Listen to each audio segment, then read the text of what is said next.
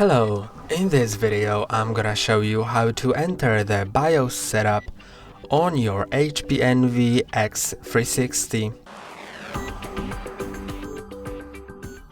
To do it, first shut down your laptop. So I'm gonna click on the start button, then click on this power button and click on shut down. Now let's wait for a moment until it fully shuts down. After it shuts down, wait for additional 10 seconds to make sure it is fully off. The keyboard backlight should turn off, just like that. And now you need to press on the power button, and while the laptop turns on, you can click on the F10 button.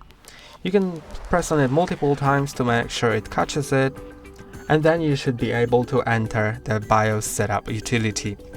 So let's click on it, then F10 button, we can click on it multiple times.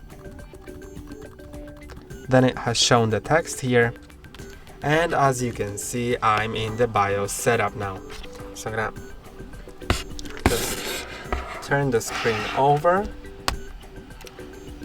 Okay, and now you can go to the main, to the security, configuration, boot options. I'm gonna provide videos on how to adjust any of those settings, so I'll show you everything. Then to exit, go to exit.